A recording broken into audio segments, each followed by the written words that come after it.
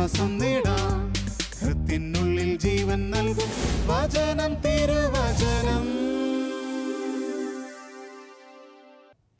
Praise the Lord. നമുക്കിന്ന് ചിന്തിക്കുവാനുള്ള തിരുവചന ഭാഗം സങ്കീർത്തന പുസ്തകങ്ങളിൽ 92-ാമത്തെ അധ്യായത്തിൽ 10-ാമത്തെ വചനത്തിൽ നമ്മൾ ഇപ്രകാരം കാണുന്നുണ്ട്: അവിടുന്ന് എൻ്റെ മേൽ പുതിയ അഭിഷേക തൈലം ഒഴിച്ചു. അവിടുന്ന് എൻ്റെ മേൽ പുതിയ അഭിഷേക തൈലം ഒഴിച്ചു. കർത്താവിൻ്റെ നാമത്തിൽ ശുശ്രൂഷ ചെയ്യുന്ന എല്ലാവരുടെയും മേൽ അവിടുന്ന് അഭിഷേകത്തിൻ്റെ പുതിയ തൈലം ഒഴിച്ചുകൊണ്ടാണ് ഇരിക്കുന്നത്. പക്ഷേ ഈ പുതിയ തൈലത്തിൻ്റെ അഭിഷേകം, ഈ പുതിയ സ്നേഹത്തിൻ്റെ അഭിഷേകം, ഈ പുതിയ കൃപയുടെ അഭിഷേകം സാത്താൻ ഇന്ന് അവിടുത്തെ ശുശ്രൂഷകരിൽ നിന്ന് കവർന്ന് എടുത്തുകൊണ്ട് പോവുകയാണ്. സാത്താൻ ഇന്ന് ഓടി നടക്കുകയാണ്. ആരുടെ കയ്യിൽ നിന്നാണ്, ആരുടെ ഹൃദയത്തിൽ നിന്നാണ് ഈ അഭിഷേകത്തിൻ്റെ തൈലം ഒന്ന് എടുത്തു മാറ്റാനായിട്ട് സാധിക്കുന്നത് എന്നുള്ള ചിന്തയോടുകൂടെ ഈ കഴിഞ്ഞ നാളുകളിൽ ഞങ്ങളൊരു ധ്യാന കേന്ദ്രത്തിൽ ധ്യാനിപ്പിക്കാനായിട്ട് പോയപ്പോൾ ഒരു സഹോദരൻ പറഞ്ഞ ഒരു കാര്യം, ആ ധ്യാന കേന്ദ്രത്തിൽ ഏറ്റവും നല്ല രീതിയിൽ നല്ല തീപന്തമായിട്ട് നിന്ന് ശുശ്രൂഷ ചെയ്തുകൊണ്ടിരുന്ന ഒരു സഹോദരൻ ഉണ്ടായിരുന്നു. ചെറിയൊരു കാര്യത്തിന് വേണ്ടി അവിടുത്തെ അച്ഛനുമായിട്ട് അങ്ങോട്ടും ഇങ്ങോട്ടും ഒന്ന് പറഞ്ഞു. അച്ഛൻ സീരിയസ് ആയിട്ടൊന്നും പറഞ്ഞില്ല, 1-2 കാര്യം പറയേണ്ടതായിട്ട് വന്നു, പറഞ്ഞു. ഇദ്ദേഹം അവിടുന്ന് ഉടനെ തന്നെ ഞാനിനി ഇവിടെ ഒന്നിനും വരുന്നില്ല, എൻ്റെ ശുശ്രൂഷ നിങ്ങൾക്ക് ആവശ്യമില്ല എന്നൊക്കെ പറഞ്ഞുകൊണ്ട് ബാഗെല്ലാം എടുത്ത് സാധനങ്ങളൊക്കെ എടുത്ത് കെട്ടിപ്പറക്കി അദ്ദേഹം പോയി. ഈ സഹോദരൻ ഈ സംഭവം എന്നോട് ഷെയർ ചെയ്തപ്പം ഞാൻ ഈ സഹോദരനോട് പറഞ്ഞു, നോക്ക്, സാത്താൻ എത്ര കണ്ട് മുതലെടുത്തു, സാത്താൻ എത്ര കണ്ട് മുതലെടുത്തു. കർത്താവിൻ്റെ ശുശ്രൂഷകരെ കർത്താവിൻ്റെ ശുശ്രൂഷയിൽ നിന്ന് മാറ്റി നിർത്താനായിട്ട് അവൻ ഓരോരോ പ്രലോഭനങ്ങളും ഓരോരോ പദ്ധതികളും ഇട്ടുകൊടുക്കുകയാണ്. ഒരു പക്ഷേ അത് സ്വഭാവത്തിൻ്റെ പ്രത്യേകതകളായിരിക്കാം, വാശിയോ കോപമോ എടുത്തുചാട്ട സ്വഭാവമോ അതല്ലെങ്കിൽ നിരാശയോ എന്തെങ്കിലുമൊക്കെ ആയിക്കൊള്ളട്ടെ. ഇങ്ങനെയൊക്കെ വരുന്ന ഈ പ്രതിസന്ധി ഘട്ടങ്ങളിൽ നമ്മൾ ചെയ്യുന്ന കർത്താവ് നമുക്ക് വേണ്ടി നമ്മളിലൂടെ ചെയ്യുവാൻ ആഗ്രഹിക്കുന്ന ശുശ്രൂഷയുടെ വില എന്തെന്ന് അറിയത്തില്ലാത്തത് കൊണ്ടാണ് ഈ കൃപ നഷ്ടപ്പെടുത്തി നമ്മൾ തിരിച്ചു പോകുന്നത്. പഴയ നിയമത്തിലേക്ക് നമ്മൾ കടന്നു ചെല്ലുമ്പോൾ ഏസാവിനെയും യാക്കോബിനെയും നമ്മൾ കാണുന്നുണ്ട്. ഒരു പാത്രം പായസത്തിന് വേണ്ടി ഏസാവ് തൻ്റെ കടിഞ്ഞൂൽ പുത്രസ്ഥാനം യാക്കോബിന് കൊടുക്കുകയാണ്. ഇനി കുറേ കഴിഞ്ഞപ്പം അദ്ദേഹത്തിന് ഏസാവിന് ഈ ഒരു സ്ഥാനത്തിന് വേണ്ടിയിട്ടുള്ള ആഗ്രഹമുണ്ടായി. നമുക്കറിയാം, ആഗ്രഹം ഉണ്ടായിക്കഴിഞ്ഞാൽ പിന്നെ നമുക്കത് തിരിച്ചു പിടിക്കാനായിട്ട് സാധിക്കില്ല. ഹെബ്രായർക്ക് എഴുതിയ ലേഖനത്തിലേക്ക് കടന്നു ചെല്ലുമ്പോൾ നമ്മളത് കാണുന്നുണ്ട്. പിന്നീട് അവൻ ആഗ്രഹിച്ചപ്പോൾ അത് അവന് സാധിക്കാതെ വന്നുവെന്ന് തിരുവചനത്തിൽ നമ്മൾ കാണുന്നുണ്ട്. ദൈവത്തിൻ്റെ അഭിഷേകം നമ്മൾ നഷ്ടപ്പെടുത്തി കളയരുത്. നമുക്കതിൻ്റെ വില അറിയത്തില്ലാത്തത് കൊണ്ടാണ് നമ്മളത് നഷ്ടപ്പെടുത്തി കളയുക. ഞങ്ങൾ അമേരിക്കയിൽ പല പ്രാവശ്യം ധ്യാനിപ്പിക്കാനായിട്ട് പോയിട്ടുണ്ട്. ഇപ്പോൾ ഒരു മലയാളികളുടെ വീട്ടിൽ ഞങ്ങളിങ്ങനെ താമസിച്ച് ധ്യാനം നടത്തിക്കൊണ്ടിരിക്കുക. അപ്പം ഞങ്ങൾക്ക് വേണ്ടി അവർ മലയാളി കടയിൽ പോയി നമ്മുടെ ഇവിടുന്ന് കിട്ടുന്ന പച്ചക്കപ്പയും ഫിഷും ഒക്കെ മേടിക്കുകയാണ്. അപ്പോൾ അവർ പറഞ്ഞു, സിസ്റ്റർ, നാട്ടിലായിരുന്നപ്പം ഇതിൻ്റെ ഒന്നും വിലയെക്കുറിച്ചൊന്നും അത്ര ചിന്തിച്ചിട്ടില്ല, പക്ഷെ ഇവിടെ വന്നപ്പോഴാണ് ഈ സാധനങ്ങളുടെ വിലയെക്കുറിച്ച് ഞങ്ങൾ അറിയുന്നത്. എത്ര തീക്ഷ്ണതയോടുകൂടിയ ഓടിപ്പോവുക. നമ്മുടെ കയ്യിൽ നമ്മുടെ ചുറ്റുവട്ടം സമൃദ്ധമായിട്ട് ഇങ്ങനത്തെ കാര്യങ്ങളൊക്കെ ഉള്ളപ്പം നമുക്കതിൻ്റെ വിലയെക്കുറിച്ച് അറിയത്തില്ല. അതെപ്പോഴും എല്ലാ കാര്യങ്ങളിലും അങ്ങനെയല്ലേ. കാരണന്മാർ പറയുന്ന ഒരു പഴഞ്ചൊല്ല് കേട്ടിട്ടില്ലേ നിങ്ങൾ, കണ്ണുള്ളപ്പോൾ കണ്ണിൻ്റെ കാഴ്ച അറിയത്തില്ല എന്ന്. ഞാൻ ഓർക്കുക, എൻ്റെ ചാച്ചനെ നിന്ന് മരിച്ചിട്ട് 7 വർഷമായി. ചാച്ചനുള്ളപ്പം ചാച്ചൻ്റെ ആ സാന്നിധ്യം ഉള്ളത് നമുക്ക് വലിയൊരു ബലമായിരുന്നു, വലിയൊരു ശക്തിയായിരുന്നു, വലിയൊരു ധൈര്യമായിരുന്നു. ശുശ്രൂഷകളൊക്കെ പോകുമ്പോൾ ചാച്ചൻ വിളിച്ച് പറയുമായിരുന്നു, കൊച്ചൻ ഞാൻ പ്രാർത്ഥിച്ചേക്കാം, നീ പോയി ധ്യാനം പ്രസംഗിച്ചോ, ചാച്ചനെ ഇവിടെ ഇരുന്ന് കൊന്തയില്ലേക്കാം. അതൊക്കെ ഒരു ശക്തിയായിരുന്നു, ഒരു ബലമായിരുന്നു. ചാച്ചൻ്റെ സാന്നിധ്യം അങ്ങ് നഷ്ടപ്പെട്ട് കഴിഞ്ഞപ്പോഴല്ലേ ആ ചാച്ചനുള്ള കാലത്തിലെ ആ ഒരു വിലയെക്കുറിച്ച് എനിക്ക് നല്ല രീതിയിൽ മനസ്സിലായി. വീട്ടിൽ ചെല്ലുമ്പോൾ കാത്തിരിക്കുവാൻ, ഇഷ്ടപ്പെട്ടത് മേടിച്ചു തരുവാൻ, യാത്രയാക്കുവാനൊക്കെ. പ്രിയമക്കളെ, കർത്താവ് നമുക്ക് വേണ്ടി ഇങ്ങനെ വിലയുള്ള പല കാര്യങ്ങളും തന്നിട്ടുണ്ട്. കർത്താവ് നമുക്ക് പലരിലൂടെയും പല ജീവിതത്തിൻ്റെയും വിലകളെക്കുറിച്ച് നമ്മളെ പഠിപ്പിച്ചുകൊണ്ടിരിക്കുകയാണ്. മാതാപിതാക്കൾ ഉള്ളപ്പോൾ നമുക്ക് അവരുടെ വിലയെക്കുറിച്ച് അറിയത്തില്ല. അവരുടെ നമ്മൾക്ക് വേണ്ടിയിട്ടുള്ള ദൈവം അവരിലൂടെ ഒരുക്കിയിട്ടുള്ള ആ ജീവൻ തുളുമ്പുന്ന സാന്നിധ്യത്തെക്കുറിച്ച് നമുക്കറിയത്തില്ല. നമുക്കതുകൊണ്ട് ദൈവം തന്ന ശുശ്രൂഷ മണ്ഡലങ്ങളിൽ നല്ല രീതിയിൽ നിൽക്കുവാൻ നമുക്ക് സാധിക്കണം.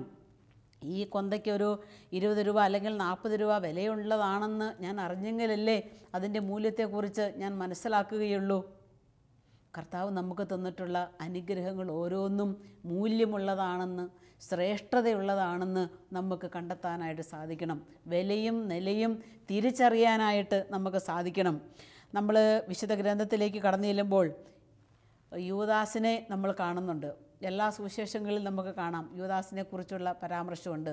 30 വെള്ളി നാണയത്തിന് വേണ്ടി തൻ്റെ അപ്പസ്തോല സ്ഥാനം വിറ്റവനാണ് യൂദാസ്. 30 വെള്ളിക്കാശിന് വേണ്ടി തൻ്റെ അപ്പസ്തോല സ്ഥാനം വിറ്റവനാണ് യൂദാസ്. യൂദാസിന് ആ ശിഷ്യത്വത്തെക്കുറിച്ചുള്ള വില അറിയാതെ പോയി, മൂല്യം അറിയാതെ പോയി. അതുകൊണ്ടെന്തേ അവനത് 30 വെള്ളി നാണയത്തിന് വേണ്ടി തൻ്റെ ഈ ശ്രേഷ്ഠമായ മഹത്വത്തെ, ഈ അപ്പസ്തോല സ്ഥാനത്തെ അവൻ വിറ്റുകളഞ്ഞു. അതിൻ്റെ പര്യവസാനമോ നമുക്കറിയാം, അവൻ തൂങ്ങിച്ചത്തു എന്നാണ് നമ്മൾ കാണുന്നത്. രക്ഷിക്കപ്പെടേണ്ടിയിരുന്നവൻ ശിക്ഷിക്കപ്പെടുന്ന ഒരു അവസ്ഥയിലേക്ക് തരം താഴുകയാണ് ചെയ്യുന്നത്. നമ്മൾക്ക് ഓരോരുത്തർക്കും ദൈവം ഇങ്ങനെ ഓരോ ശുശ്രൂഷകൾ തന്നിട്ടുണ്ട്. ഒരു കുടുംബനാഥ ഒരമ്മയാണെങ്കിൽ രാവിലെ മുതൽ അല്ലേ പ്രഭാതം മുതൽ പ്രദോഷം വരെ കർത്താവിന് വേണ്ടി മക്കൾക്ക് വേണ്ടി ശുശ്രൂഷ ചെയ്യുന്ന ഒരമ്മയുടെ വില അറിയണമെങ്കിൽ അമ്മ ആ വീട്ടിൽ നിന്ന് ഇല്ലാതെയാകണം. അന്നേരമാണ് വില അറിയുന്നത്. കഴിഞ്ഞ ദിവസം ഒരു സഹോദരി പറഞ്ഞു, ഭർത്താവ് മരിച്ചിട്ട് 15 ദിവസമേ ആയുള്ളൂ. ആ സഹോദരിയുടെ ഭർത്താവ് മരിച്ചിട്ട് വെറും 15 ദിവസം സങ്കടത്തിൻ്റെ കണ്ണീർ കയത്തിൽ പ്രാർത്ഥിക്കാൻ വന്നതാണ്. എന്നിട്ട് സഹോദരി പറഞ്ഞു, സിസ്റ്റർ, ഭർത്താവുള്ള കാലത്ത് ഞാൻ ഒരു കുഞ്ഞു കാര്യത്തിന് പോലും പുറത്തിറങ്ങേണ്ടി വന്നിട്ടില്ല. ഈ വീടിനകത്തുനിന്ന് ആ മനുഷ്യൻ എന്നെ പുറത്തിറക്കിയിട്ടില്ല. കടയിൽ പോവുക, സാധനം മേടിക്കുക, കറണ്ട് ചാർജ്, ബില്ലടയ്ക്കുക, എല്ലാ കാര്യങ്ങളും, മക്കളുടെ പഠന കാര്യങ്ങൾ, അങ്ങോട്ടുള്ള യാത്ര ഇങ്ങോട്ടുള്ള യാത്ര, മരുന്ന് മേടിക്കാൻ പോവുക, ഷോപ്പിങ്ങിന് പോവുക, എല്ലാ കാര്യങ്ങളും അദ്ദേഹമാണ് ചെയ്തുകൊണ്ടിരുന്നത്. എനിക്കെങ്ങനെ ഇനി ജീവിക്കേണ്ടതെന്ന് പോലും അറിയില്ല സിസ്റ്ററെ. സങ്കടത്തോടെ കൂടെ വിങ്ങിപ്പൊട്ട് 15 ദിവസമായുള്ളൂ വേർപിരിഞ്ഞു പോയിട്ട്. ഭർത്താവ് ഉണ്ടായിരുന്ന കാലഘട്ടത്തിൽ ഈ വക കാര്യങ്ങളൊന്നിനെക്കുറിച്ചും ആ സഹോദരി അറിഞ്ഞിട്ടില്ല. പ്രിയപ്പെട്ടവരെ, ദൈവത്തിൻ്റെ സ്നേഹത്തിന് മുൻപിൽ നിൽക്കുമ്പോൾ ദൈവം നമുക്കിട്ടേക്കുന്ന വിലയെക്കുറിച്ച് നമ്മൾ അറിയണം. പൗലോസ്ലിയ കൊറിന്തോസുകാർക്ക് എഴുതിയ ലേഖനത്തിൽ 1-ാം ലേഖനത്തിൽ നമ്മൾ കാണുന്നുണ്ട്, നമ്മുടെ വില എന്താണെന്ന് പറയാണ്. യേശുവിൻ്റെ തിരുരക്തത്താൽ വിലയ്ക്ക് വാങ്ങപ്പെട്ടവരാണ് നമ്മൾ ഓരോരുത്തരും. എൻ്റെ വില എന്ന് പറയുന്നത് യേശുക്രിസ്തുവിൻ്റെ തിരുരക്തത്തിൻ്റെ വിലയാണ്. പകരം വയ്ക്കാൻ ഒന്നുമില്ല. അവിടുത്തെ തിരുരക്തത്തിൻ്റെ വിലയാലാണ് എന്നെ അവിടുന്ന് വീണ്ടെടുത്തത് എന്നുള്ള തിരിച്ചറിവ് എനിക്കുണ്ട് എങ്കിൽ എൻ്റെ ജീവിതത്തിന് അർത്ഥമുണ്ടെന്നും ആഴമുണ്ടെന്നും ഒക്കെ എനിക്ക് മനസ്സിലാകും. അതുകൊണ്ട് ചെറിയ കാര്യങ്ങൾക്ക് വേണ്ടി നമ്മുടെ ജീവിതത്തെ കൊണ്ടുപോയി നമ്മൾ വിൽക്കരുത്. മറ്റുള്ളവർ മുൻപിൽ കൊണ്ടുപോയി ചെറിയ കാര്യങ്ങൾക്ക് വേണ്ടി ജീവിതത്തെ അടിയറവ് വയ്ക്കരുത്. 23 വയസ്സുള്ള പെൺകുട്ടി, അവൾ പങ്കുവച്ചൊരു കാര്യമുണ്ട്. സിസ്റ്ററെ, എൻ്റെ ജീവിതത്തിൻ്റെ മുഴുവൻ വിശുദ്ധിയും ഞാൻ നഷ്ടപ്പെടുത്തി. സ്നേഹിച്ചിരുന്ന ഒരു പയ്യൻ്റെ കൂടെ ഒരു ഹോട്ടലിൽ പോയി ഭക്ഷണം കഴിക്കാൻ, വീണ്ടും അവരവിടുന്ന് വീണ്ടും ഒരു മുറി എടുത്ത് അതിലേക്ക് പ്രവേശിച്ചു. ജീവിതത്തിൻ്റെ വിശുദ്ധി മുഴുവനും കളഞ്ഞു കുളിച്ചു. ആ സഹോദരി, ആ പൊന്നുമോള് കരഞ്ഞുകൊണ്ട് പറയുകയാണ്, സിസ്റ്ററെ, എൻ്റെ ജീവിതത്തിൻ്റെ വില ഞാൻ കളഞ്ഞു. അനുതാപത്തോടുകൂടി ഞാൻ പറഞ്ഞു, മോളെ, നീ അനുദപിച്ച് പശ്ചാത്തപിച്ച് തമ്പുരാന്റെ സന്നിധിയിൽ മാപ്പിരക്ക്. ഇനിയുള്ള ജീവിതം കർത്താവിന് വേണ്ടി നീ സമർപ്പിക്ക്. നിൻ്റെ ജീവിതത്തിൻ്റെ വിലയെക്കുറിച്ച് നീ തിരിച്ചറിയണം. ചെറിയ ചെറിയ ഓരോ ബുദ്ധിമുട്ടുകൾക്ക് വേണ്ടി, സ്വഭാവ പ്രത്യേകതകൾക്ക് വേണ്ടി ജീവിതത്തെ എറിഞ്ഞ് ഉടയ്ക്കുന്ന മനുഷ്യരെ കണ്ടിട്ടുണ്ട്. ഈ കഴിഞ്ഞ നാളുകളിൽ വഴക്ക് കൂടി ഒരു സഹോദരി 1.5 വയസ്സുള്ള കൊച്ചിനെയും കൊണ്ട് വീട്ടിൽ നിന്ന് സ്വന്തം വീട്ടിലേക്ക് യാത്രയായി. മൂത്ത 2 കുഞ്ഞുങ്ങളുണ്ട്. 8 വയസ്സുള്ളൊരു കൊച്ച്, 4 വയസ്സുള്ളൊരു കൊച്ച്, 1.5 വയസ്സുള്ളൊരു കൊച്ച്. 1.5 വയസ്സുള്ള ഈ കുഞ്ഞിനെയും കൊണ്ട് ഭർത്താവുമായിട്ട് തല്ലുപിടുത്തം ഉണ്ടാക്കി സ്വന്തം വീട്ടിലേക്ക് ഇറങ്ങി വന്നു. 1.5 വർഷമായി ഇന്ന് സ്വന്തം വീട്ടിൽ നിൽക്കുകയാണ്. ചെറിയ ഒരു വാചകത്തിന് വേണ്ടി ചെറിയ ഒരു വാചകത്തിന് വേണ്ടി, ഒരു വാക്കിന് വേണ്ടി, അതേ ജയിക്കാൻ വേണ്ടി അങ്ങോട്ടും ഇങ്ങോട്ടും തർക്കിച്ച് സ്വന്തം ജീവിതത്തെ നഷ്ടപ്പെടുത്തി ഇറങ്ങിപ്പോന്നു. മറ്റു 2 കുട്ടികൾ ഭർത്താവിൻ്റെ കൂടെ, ഭർത്താവിൻ്റെ വീട്ടിൽ, 1.5 വയസ്സുള്ള കുഞ്ഞുമായിട്ട് ഈ സ്ത്രീയുടെ വീട്ടിൽ.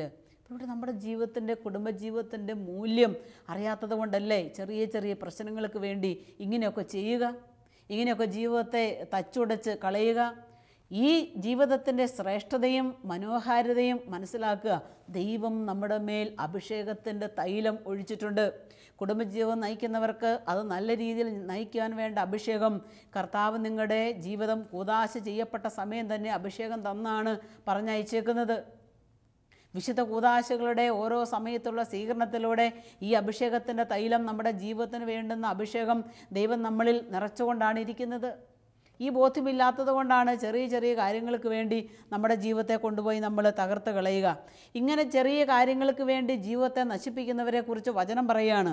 യൂദാലേഖനത്തിൻ്റെ 1-ാം അധ്യായത്തിൻ്റെ 4-ാമത്തെ വചനം വളരെ ശ്രദ്ധേയമാണ്. വചന ഇപ്രകാരമാണ്: അവർ നമ്മുടെ ദൈവത്തിൻ്റെ കൃപയെ തങ്ങളുടെ അശുദ്ധ ജീവിതത്തിനായി ദുർവിനിയോഗിക്കുകയും നമ്മുടെ ഏകനാഥനും കർത്താവുമായ യേശുക്രിസ്തുവിനെ തള്ളിപ്പറയുകയും ചെയ്യുന്നവരാണ്. കണ്ടോ, ദൈവത്തിൻ്റെ കൃപയെ അശുദ്ധ ജീവിതത്തിനായി ദുർവിനിയോഗം ചെയ്യുന്നവർ, കർത്താവിനെ തള്ളി പറയുന്നവരാണ് ഇക്കൂട്ടർ. ഈ അഭിഷേക തൈലത്തെ ബോധപൂർവം വേണ്ട എന്ന് പറഞ്ഞ് തള്ളിപ്പറഞ്ഞ് പോകുന്നവരാണ് ഇക്കൂട്ടർ. ആഗ്രഹിച്ച ഒരു സ്ഥാനം കിട്ടിയില്ല, അല്ലെങ്കിൽ ആഗ്രഹിച്ച ഒരു അംഗീകാരം കിട്ടിയില്ല, അല്ലെങ്കിൽ എന്താണ് പറയേണ്ടത്, ഞാൻ ആഗ്രഹിച്ച ശമ്പളം എനിക്ക് കിട്ടിയില്ല. അതിൻ്റെയൊക്കെ പേരിൽ ജീവിതത്തെ അവിടുത്തെ ഇല്ലായ്മ ചെയ്തുകൊണ്ട് ഇറങ്ങിപ്പോരുന്ന എത്രയോ വ്യക്തികളാണ് ചെറിയ ചെറിയ കാര്യങ്ങൾക്ക് വേണ്ടി ആത്മഹത്യ ചെയ്യാൻ വേണ്ടി പോകുന്നത്. കഴിഞ്ഞ ദിവസം ഡിഗ്രിക്ക് പഠിക്കുന്ന ഒരു കൊച്ചിനെയും കൊണ്ട് ആ കുഞ്ഞിൻ്റെ പിതാവ് ധ്യാനിക്കാൻ വേണ്ടി കടന്നു വന്നു. ആ മോളുടെ കയ്യിൽ എത്രയോ പാടുകളാണ് ഇങ്ങനെ ബ്ലേഡും കൊണ്ട് വരഞ്ഞ് വെച്ചേക്കുക. ചെറിയൊരു ജീവിതത്തിന് വിഷയം ഉണ്ടാകുമ്പോഴേക്കും ഈ മോൾക്ക് ആത്മഹത്യ ചെയ്യണം എന്നുള്ളൊരു ചിന്തയാണ്. ഒരു ശകലം പോലും, അല്പം പോലും മനധൈര്യമില്ല എന്ന് പറയാനായിട്ട് സാധിക്കും. മനധൈര്യമില്ല. അതുകൊണ്ട് ഈ ജീവിതത്തിൻ്റെ ദൈവം നിക്ഷേപിച്ചിട്ടുള്ള, എൻ്റെ ഹൃദയത്തിൽ നിക്ഷേപിച്ചിട്ടുള്ള എൻ്റെ ആത്മാവിനെക്കുറിച്ചുള്ള വിലയറിയത്തില്ല. അതുകൊണ്ട് ചെറിയ പ്രശ്നങ്ങൾ വരുമ്പോഴേക്കും ആത്മഹത്യ ചെയ്യാൻ പോവുക, അല്ലെങ്കിൽ മറ്റെന്തെങ്കിലും വിഷയങ്ങളിലേക്ക് പോവുക, അല്ലെങ്കിൽ ഭർത്താവിന് സ്നേഹം കുറഞ്ഞതുകൊണ്ട് മറ്റൊരു ആളുടെ സ്നേഹം തേടിപ്പോവുക, ഭർത്താവ് വിദേശത്തായതുകൊണ്ട് മറ്റൊരാളുടെ സാന്നിധ്യത്തിന് വേണ്ടി കൊതിക്കുക. ജീവിതത്തിൻ്റെ വിലയറിയത്തില്ലാത്തത് കൊണ്ടല്ലേ ഇത്തരത്തിലുള്ള പ്രവൃത്തികളിലേക്ക് ഇറങ്ങിപ്പോകുന്നത്. ജീവിതത്തെക്കുറിച്ചുള്ള ബോധ്യം ഇല്ലാത്തത് കൊണ്ടല്ലേ ഇത്തരത്തിലുള്ള പ്രവൃത്തികളിലേക്ക് നമ്മൾ ഇറങ്ങിപ്പോകുന്നത്. തിരുവചനത്തിലേക്ക് നമ്മൾ കടന്നു വരുമ്പോൾ കാണുകയാണ്, ഈ പ്രലോഭനങ്ങളുടെ മധ്യത്തിൽ, പ്രയാസങ്ങളുടെ മധ്യത്തിൽ ഇപ്രകാരം തിന്മകൾക്കും പാപത്തിനും അടിപ്പെട്ടു പോകുന്ന ജീവിതങ്ങളെക്കുറിച്ച് പറയുന്ന ഒരു തിരുവചന ഭാഗമാണിത്. ചെറിയ നിരാശ വന്നിരിക്കുന്ന സമയത്ത് നമ്മളൊരു തീരുമാനം എടുക്കരുത്. അല്ലെങ്കിൽ വലിയൊരു ഏകാന്തതയിലിരിക്കുന്ന സമയത്ത്, ഒരു ദുഃഖം വന്നിരിക്കുന്ന സമയത്ത്, വഴക്ക് കൂടിയിരിക്കുന്ന ടൈമിൽ, ഈ സമയത്ത് നമ്മളൊരു തീരുമാനം എടുത്തിട്ടുണ്ടെങ്കിലുണ്ടല്ലോ, അത് ശരിയായ ഒരു തീരുമാനമായിരിക്കില്ല. അത് എങ്ങനെയായാലും എവിടെയായാലും വിട്ട് വഴിതെറ്റി പോവുകയുള്ളൂ. കാരണം മനസ്സിനൊരു ശാന്തതയില്ല. മനസ്സിങ്ങനെ പ്രതികാരം കൊണ്ട് തിളയ്ക്കുകയാണ്, മനസ്സിങ്ങനെ അശുദ്ധിയിൽ നിറഞ്ഞിരിക്കുകയാണ്, ദുഃഖം കൊണ്ട് പൂണ്ടിരിക്കുകയാണ്, അല്ലെങ്കിൽ വലിയ പ്രതിസന്ധി ഞാൻ ഫേസ് ചെയ്തുകൊണ്ടിരിക്കുകയാണ്. ഇങ്ങനെയുള്ള സമയത്തൊക്കെ നമ്മളൊരു തീരുമാനം എടുത്തിട്ടുണ്ടെങ്കിൽ ആ തീരുമാനം ശരിയാകുകയില്ല എന്ന് വചനത്തിൽ നമ്മൾ കാണുകയാണ്. യൂദാലേഖനത്തിൻ്റെ 1-ാമത്തെ അധ്യായത്തിൻ്റെ 13-ാമത്തെ തിരുവചനത്തിൽ പറയുകയാണ്, അവർ വഴിതെറ്റിപ്പോകുന്ന നക്ഷത്രങ്ങളാണ്. നല്ല ജീവിതമായിരുന്നു, പെട്ടെന്നാണ് വലിയൊരു ബുദ്ധിമുട്ടിൻ്റെ കൊടുങ്കാറ്റ് ആഞ്ഞടിച്ചത്. ഈ ആഞ്ഞടിച്ച ഈ കൊടുങ്കാറ്റിൽ ജീവിതം മൊത്തം തകർന്ന ഒരു അനുഭവം. ആ തകർന്നിരിക്കുന്ന അനുഭവത്തിൽ ഒരു തീരുമാനമെടുത്തു. വലിയ കടക്കണി, ഒരു പ്രകാരത്തിലും അതിനകത്തുനിന്ന് രക്ഷപ്പെടാൻ പറ്റിയില്ല. ഉടനെ ഭർത്താവും ഭാര്യയും 2 മക്കളും കൂടി ഇരുന്ന് തീരുമാനമെടുത്തു, ഇനി നമുക്ക് ഈ കടക്കണിയിൽ നിന്ന് രക്ഷപ്പെടാൻ ഒറ്റ മാർഗ്ഗമുള്ളൂ, ആത്മഹത്യ ചെയ്യുക, വേറൊരു വഴിയില്ല.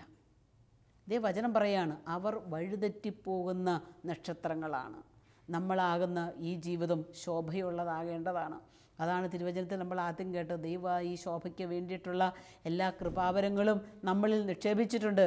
അതുകൊണ്ട് വഴിതെറ്റിപ്പോകുന്ന നക്ഷത്രങ്ങളാകാതെ മറ്റുള്ളവർക്ക് പ്രകാശം കൊടുക്കുന്ന കൊച്ചു നക്ഷത്രങ്ങളാകുവാനുള്ള വിളിയാണ്, ഉത്തരവാദിത്വമാണ് നമ്മുടെ ജീവിതങ്ങൾക്കുള്ളത്. പൂജ്യ രാജാക്കന്മാരെ നമ്മൾ കാണുന്നുണ്ട്. തിരുവചനത്തിലേക്ക് കടന്നു ചെല്ലുമ്പോൾ അവരെ പ്രകാശം കണ്ടു, നക്ഷത്രം കണ്ടു. ആ നക്ഷത്രത്തിൻ്റെ പുറകെ അവർ അനുധാവനം ചെയ്തു. രക്ഷകനെ അവർ ചെന്ന് കാണുകയാണ്. രക്ഷകനെ ഈ ലോകത്തിന് ചൂണ്ടിക്കാണിച്ചു കൊടുക്കേണ്ട കൊച്ചു നക്ഷത്രങ്ങളാണ് നമ്മൾ ഓരോരുത്തരും. വിലയുള്ളവരാണ്, മൂല്യമുള്ളവരാണ്.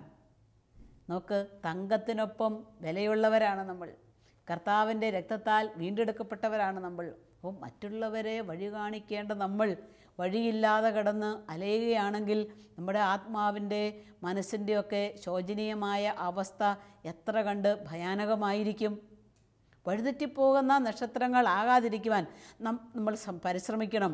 നമ്മളൊക്കെ സൃഷ്ടിക്കപ്പെട്ടിരിക്കുന്നത് തന്നെ മറ്റുള്ളവർക്ക് വേണ്ടിയിട്ടാണ്. ഈ കഴിഞ്ഞ ദിവസം 10ാം ക്ലാസ്സിൽ പഠിക്കുന്ന ഒരു പയ്യൻ പ്രാർത്ഥിക്കാൻ വന്നിട്ട് അവനോട് പറഞ്ഞു, അവൻ്റെ ക്ലാസ്സിൽ ഒരു പാവപ്പെട്ട കുട്ടിയുണ്ട്. അപ്പം മിക്കവാറും അവന് വേണ്ട പുസ്തകത്തിന് വേണ്ട പൈസ ഇവൻ മമ്മിയോട് മേടിച്ചിട്ടാണ് ഇവനോട് കൊടുക്കുക. എന്നിട്ട് ഈ കുഞ്ഞെന്നോട് പറഞ്ഞൊരു കാര്യം, സിസ്റ്ററെ, എന്തുകൊണ്ടാണ് അവനങ്ങനെ ഒന്നുമില്ലാത്തവനായിട്ട് പോയത്? അവൻ്റെ പപ്പയ്ക്കും മമ്മിക്കും എന്തുകൊണ്ടാണ് ഒട്ടും പണമില്ലാത്തതായി പോയത്? വന്നിട്ട് എന്നോട് ചോദിക്കുകയാണ് 10ാം ക്ലാസ്സിൽ പഠിക്കുന്ന ഈ മോൻ. ഞാൻ ആ കുഞ്ഞിനോട് സമാധാനം പറഞ്ഞ പ്രകാരമാണ്, മോനെ, പണമില്ലാത്ത, പുസ്തകം മേടിക്കാൻ സാമ്പത്തിക ശേഷിയില്ലാത്ത, അല്ലെങ്കിൽ രോഗിയായ നിൻ്റെ കൂട്ടുകാരന് വേണ്ടിയിട്ടാണ് ദൈവം നിന്നെ സൃഷ്ടിച്ചിരിക്കുന്നത്. ശരിയല്ലേ? നമ്മളെയൊക്കെ ദൈവം സൃഷ്ടിച്ചിരിക്കുന്നത് മറ്റുള്ളവർക്ക് വേണ്ടിയിട്ടാണ്. മറ്റുള്ളവർക്ക് വേണ്ടി വെളിച്ചമാകാൻ വേണ്ടിയിട്ടാണ് ദൈവം നമ്മളെ ഓരോരുത്തരെയും സൃഷ്ടിച്ചിരിക്കുന്നത്. അവരുടെ വേണ്ടിയിട്ടാണ് ഞാനെന്നുള്ള ചിന്ത എന്നിലുണ്ടെങ്കിൽ ഞാൻ വിലയുള്ളവളാണെന്ന് ഞാൻ എന്നെ തന്നെ നോക്കുമ്പോൾ മനസ്സിലാകും. വിലയുള്ള എൻ്റെ കൂടെ ദൈവം എൻ്റെ പ്രവൃത്തിക്കുള്ളിൽ എന്നോട് കൂടെ ഉണ്ട് എന്നുള്ളൊരു ബോധ്യം ഉണ്ടാകണം. അഹങ്കരിക്കരുത്. അവിടെ എൻ്റെ ഒരു ശുശ്രൂഷ നന്നായെങ്കിൽ, അല്ലെങ്കിൽ ഒരു ക്ലാസ് ഒരാൾക്ക് ഉപകാരപ്പെട്ടെങ്കിൽ അതെൻ്റെ മിടുക്കല്ല, അതല്ലെങ്കിൽ പ്രസംഗിക്കുന്ന ആളുടെ മിടുക്കല്ല. ആ ആളുടെ കൂടെ ദൈവമുണ്ടായിരുന്നു എന്നുള്ളതിൻ്റെ തെളിവാണ് അത്. അഹങ്കരിക്കുന്ന ഒരാളെക്കുറിച്ച് ദൈവത്തിന് മതിപ്പില്ല. ദൈവത്തിൻ്റെ തൃക്കരങ്ങളിൽ അവനെ മൂല്യം കൽപ്പിക്കുകയുമില്ല ദൈവം. അവിടെ ദൈവം നമ്മുടെ കൂടെയുണ്ട് എന്നുള്ള കാര്യം നമ്മുടെ ജീവിതങ്ങൾ കൊണ്ട് മറ്റുള്ളവരെ നമുക്ക് കാണിച്ചു കൊടുക്കുവാനായിട്ട് സാധിക്കണം. കൊടിയ സഹനങ്ങളിൽ, വലിയ ബുദ്ധിമുട്ടുകളിൽ, വലിയ പ്രയാസങ്ങളിൽ ദൈവം നമുക്ക് കൂടെയുണ്ട്. ഈ 2 മാസം മുമ്പ് ഞാൻ ഒരു ആശുപത്രിയിൽ ബൈക്ക് അപകടത്തിൽപ്പെട്ട് കിടക്കുന്ന ഒരു സഹോദരനെ കാണാൻ വേണ്ടി, ഒരു യുവ സഹോദരനെ കാണാൻ വേണ്ടി ഒരു ആശുപത്രിയിലെത്തി. അവിടെ എത്തി ആ സഹോദരൻ്റെ ശിരസിൽ കരങ്ങളൊക്കെ വെച്ച് പ്രാർത്ഥിച്ചുകൊണ്ടിരുന്ന സമയത്ത് കർത്താവ് ഒരു ദിവ്യമായ വെളിപ്പെടുത്തൽ എനിക്ക് തന്നു. ഞാൻ ഈ മകനോട് ചോദിച്ചു, മോനെ, ഈ ബൈക്കും കൊണ്ട് കൊച്ചി യാത്രയാകുന്നതിന് മുൻപ് ആരെങ്കിലും എന്തെങ്കിലും കാര്യത്തിൽ വല്ല വിലക്കും വെച്ചിരുന്നോ? അപ്പോൾ ഉടനെ കടലിൽ കിടന്നുണ്ട്. അമ്മയുണ്ടരിയെ, അപ്പനുണ്ടരിയെ, ഞങ്ങൾ 2 സിസ്റ്റേഴ്സുണ്ട്. അപ്പനെ അമ്മയും മാറി മാറി നോക്കിയിട്ട് അവൻ എന്നോടൊന്ന് കുനിയാൻ പറഞ്ഞു. അവൻ കടലിൽ കിടക്കുകയാണ്. ഞാൻ മെല്ലെ കുനിഞ്ഞു. അവൻ്റെ ചെവി പറഞ്ഞു, ഞാൻ ബൈക്ക് എടുത്ത് പോയപ്പോൾ എൻ്റെ മമ്മി പറഞ്ഞായിരുന്നു ബൈക്ക് എടുക്കണ്ട, നീ അല്ലാതെ പോയാൽ മതിയെന്ന്. പോയ സമയത്ത് മമ്മി പറഞ്ഞു, നീ ഇപ്പോൾ ബൈക്ക് എടുക്കണ്ട, ബൈക്കില്ലാതെ പോയാൽ മതിയെന്ന്. അവൻ്റെ കൂട്ടുകാരാ പുറകിൽ നിന്ന് അവനെ വിളിച്ച്, ബൈക്ക് എടുക്കാൻ വേണ്ടി അവനെ വിളിച്ചു. അവനത് കേട്ടു. അവൻ മമ്മി പറഞ്ഞത് അനുസരിക്കാതെ ബൈക്ക് എടുത്ത് പോയി അപകടത്തിൽപ്പെട്ട് ഇന്ന് കിടക്കുകയാണ്. മാതാപിതാക്കൾ പറയുന്ന ഓരോ വാക്കുകൾക്കും വിലയുണ്ട് എന്ന് മക്കൾ മനസ്സിലാക്കണം. ആ ഒരു അമ്മയുടെ വാക്കിന് വില കൽപ്പിക്കാത്തതാണ് ഈ അപകടമെന്ന് ഞാൻ പറഞ്ഞില്ല, അവൻ കട്ടിലെ കിടന്നുകൊണ്ട് തന്നെ അവൻ തന്നെ പറഞ്ഞു. ദൈവത്തിൻ്റെ പരിശുദ്ധാത്മാവ് അവനത് വെളിപ്പെടുത്തി കൊടുത്തു. അമ്മയെ അനുസരിക്കാത്തതിൻ്റെ പരിണിത ഫലമാണ് ഈ അപകടം. കമ്പിയിട്ട് കിടക്കുകയാണ്. എത്ര നാൾ കിടക്കേണ്ടി വരുമെന്ന് അറിഞ്ഞുകൂടാ. മാതാപിതാക്കളിലൂടെ, നമ്മളെക്കാളും മുതിർന്നവരിലൂടെയൊക്കെ ദൈവം നമ്മളോട് സംസാരിക്കുവാനായിട്ട് ആഗ്രഹിക്കുന്നുണ്ട്. ദൈവം നമ്മളെ നല്ല വഴിയിലൂടെ നയിക്കുവാനായിട്ട് അവരിലൂടെ ദൈവം ആഗ്രഹിക്കുന്നുണ്ട്. അതുകൊണ്ട് ദൈവം നമുക്ക് ഈ കൃപകളെല്ലാം തന്ന് ദൈവം നമ്മളെ നടത്തിയിരിക്കുകയാണ്.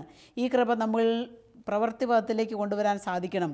ബാറൂക്കിൻ്റെ പുസ്തകം 4-ാമത്തെ അധ്യായത്തിൻ്റെ 28-ാമത്തെ തിരുവചനത്തിൽ നമ്മൾ ഇപ്രകാരം കാണുകയാണ്. ദൈവത്തിൽ നിന്ന് അകലാൻ കാണിച്ചതിൻ്റെ 10 ഇരട്ടി തീക്ഷ്ണതയോടെ തിരിച്ചു വന്ന് അവിടുത്തെ തേടുവിൻ. ദൈവത്തെ നഷ്ടപ്പെടുത്തിയതിൻ്റെ 10 ഇരട്ടി തീക്ഷ്ണതയോടുകൂടെ വീണ്ടും അവിടുത്തെ അന്വേഷിച്ച് കണ്ടെത്താനായിട്ട് കർത്താവ് പറയുകയാണ്. ഒരു കണ്ടെത്തലുകൾ നമ്മുടെ ജീവിതത്തിൽ നടക്കുവാൻ നമ്മളെ സഹായിക്കുന്നത് സ്വയം നമ്മളെക്കുറിച്ച് നമ്മളൊന്ന് വിലയിരുത്തുമ്പോഴാണ്. കുറവുകളുണ്ടെങ്കിൽ നികത്തുക. അത് ദൈവത്തിൻ്റെ കരുണയ്ക്ക് മുൻപിൽ കീഴടങ്ങുന്ന ഒരാത്മാവിന് മാത്രമേ അതിന് സാധിക്കുകയുള്ളൂ. ദൈവരാജ്യത്തിൻ്റെ ശുശ്രൂഷയ്ക്ക് വേണ്ടി, ദൈവത്തിന് വേണ്ടി ഞാൻ വിലയുള്ളവളാണെന്ന് നിർണ്ണയിക്കുന്നത് നമ്മുടെ മനോഭാവമാണ്. ദൈവത്തിലുള്ള നമ്മളുടെ ആശ്രയബോധമാണ്. ദൈവത്തിലുള്ള നമ്മളുടെ ആ ഒരു എടുത്തുചാട്ടി ദൈവത്തിൻ്റെ പക്കലേക്ക് പോകാനുള്ള മനസ്സിൻ്റെ ഒരു ആഗ്രഹമാണ്. ഞാൻ ഓർക്കുകയാണ്, ഞങ്ങൾ വിദേശത്തൊക്കെ ധ്യാനിപ്പിക്കാൻ പോകുമ്പോൾ ഓരോ വീടുകളിലൂടെയൊക്കെയാണ് കിടക്കുന്നത്. ഒരു സഹോദരിയുടെ വീട്ടിൽ ഞങ്ങൾ അവിടെ താമസിച്ച് ശുശ്രൂഷ ചെയ്യുകയാണ്. അപ്പോൾ സഹോദരി നേഴ്സാണ്. രാവിലെ പ്രഭാതത്തിലെ ദീർഘനേരം തന്നെ ഉണർന്ന് കുഞ്ഞുങ്ങളെ റെഡിയാക്കി, ഭർത്താവിൻ്റെ അമ്മയുണ്ട് വീട്ടിൽ, അമ്മയ്ക്ക് വേണ്ട ശുശ്രൂഷകളൊക്കെ ചെയ്ത് ഭക്ഷണങ്ങളൊക്കെ ഉണ്ടാക്കി വെച്ച് വളരെ തീക്ഷ്ണതയോടുകൂടെ ജോലിക്ക് വേണ്ടി ഓടും. ഈ രാവിലെ ഓടിപ്പോയി കഴിഞ്ഞാൽ പിന്നെ വൈകുന്നേരമേ തിരിച്ചു വരികയുള്ളൂ. അതുവരെയുള്ള വീട്ടിൻ്റെ കാര്യങ്ങളെല്ലാം തരപ്പെടുത്തിയിട്ട് ഇതിനിടയിൽ ഈ സഹോദരി ഉച്ചക്കത്തെ ഇൻ്റർവെല്ലിൻ്റെ സമയത്ത് ഒരു വിശുദ്ധ ബലിക്കും കൂടെ യാത്രയാകും. അത്രയും തീക്ഷ്ണതയോടുകൂടെ കർത്താവ് കൊടുത്ത അഭിഷേകം നഷ്ടപ്പെടുത്താതെ സ്വീകരിക്കുന്ന ഒരു സഹോദരിയെ കണ്ടു. അതുകൊണ്ട് പ്രിയപ്പെട്ടവരെ, ചെറിയ ചെറിയ കാര്യങ്ങൾക്ക് വേണ്ടിയിട്ട് ഏസാവിനെ പോലെ ദൈവം നമുക്ക് തന്നേക്കുന്ന സ്ഥാനത്തെ നമ്മൾ വിൽക്കരുത്, നമ്മൾ നഷ്ടപ്പെടുത്തി കളയരുത്. ദൈവം നമുക്ക് തരുന്ന കഴിവുകൾ, ദൈവം നമുക്ക് തന്നിട്ടുള്ള സമ്പത്ത്, ദൈവം നമുക്ക് തന്നിട്ടുള്ള ആരോഗ്യം, ദൈവം നമുക്ക് തന്നിട്ടുള്ള സമയം, ഇതെല്ലാം കർത്താവിന് വേണ്ടി ചെലവഴിക്കുവാൻ നമുക്ക് സാധിക്കണം. ഇതൊക്കെ വിലയുള്ളതാണ്. സമയമൊന്നും പിന്നെ നമ്മളെ തേടി വരികയില്ല. നമുക്ക് ആരോഗ്യമുള്ളപ്പോൾ ഈ ആരോഗ്യം കൊണ്ട് അനേകർക്ക് ശുശ്രൂഷ ചെയ്യുവാനുള്ള ഒരു ദൗത്യം നമുക്കുണ്ടെന്നുള്ളൊരു ബോധ്യം നമ്മളിലുണ്ടായിരിക്കണം. നമ്മളിൽ ദൈവം നിക്ഷേപിച്ചിട്ടുള്ള സാധ്യതകളെ കാർന്നു തിന്നുന്ന തിന്മയെ തിരിച്ചറിയുവാൻ നമുക്ക് സാധിക്കണം. പ്രലോഭക വസ്തുക്കളെ തിരിച്ചറിയാൻ നമുക്ക് സാധിക്കണം. പ്രലോഭനം തരുന്ന വ്യക്തികളെ തിരിച്ചറിയാൻ നമുക്ക് സാധിക്കണം. ഈ തിരിച്ചറിവിലൂടെ ദൈവം തന്ന അഭിഷേകത്തിൻ്റെ തൈലം അത് നമ്മളിൽ കൃപയായി നിറയാനായിട്ട് നമുക്ക് പ്രാർത്ഥിക്കാം. തിരുവചന ഭാഗം, അവിടുന്ന് എൻ്റെ മേൽ പുതിയ അഭിഷേകം ഒഴിച്ചു. പുതിയ അഭിഷേക തൈലം അവിടുന്ന് എൻ്റെ മേൽ ഒഴിച്ചു. കർത്താവ് തന്ന ഈ ശുശ്രൂഷ മണ്ഡലത്തെക്കുറിച്ച്, കുടുംബജീവിതത്തെക്കുറിച്ച്, സന്യാസ സമർപ്പണത്തെക്കുറിച്ചൊക്കെ വിലയുള്ളവരായി ബോധ്യമുള്ളവരായിക്കൊണ്ട് ദൈവത്തിന് വേണ്ടി ശുശ്രൂഷ ചെയ്യുവാനായിട്ട് നമുക്ക് പ്രാർത്ഥിക്കാം. അതിനുവേണ്ടി നമുക്ക് പരിശ്രമിക്കാം. ഒരു നിമിഷം നമുക്കെല്ലാവർക്കും പ്രാർത്ഥിക്കാം. കർത്താവേ, അങ്ങയുടെ വചനം ഞങ്ങളുടെ മനസ്സിന് ആനന്ദം തരുന്നു, സന്തോഷം തരുന്നു, സമാധാനം തരുന്നു. അവിടുന്ന് തന്ന ഈ അഭിഷേകത്തെ നഷ്ടപ്പെടുത്താതെ അതിലൂടെ ഞങ്ങളായിരിക്കുന്ന ഇടത്തിൽ അങ്ങയുടെ അനുഗ്രഹമാകുവാൻ, സ്നേഹത്തിൻ്റെ ഓർമ്മകളായി തീരുവാൻ ഞങ്ങളെ എല്ലാവരെയും ശക്തിപ്പെടുത്തണമേ, ബലപ്പെടുത്തണമേ. പിതാവിൻ്റെയും പുത്രൻ്റെയും പരിശുദ്ധാത്മാവിൻ്റെയും നാമത്തിൽ ആമേൻ.